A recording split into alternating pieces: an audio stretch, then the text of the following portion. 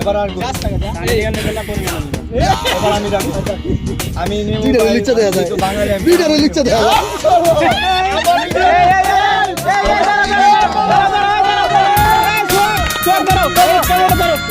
Donald Trump R Mostafa Khamenei Donald Trump R Mostafa Khamenei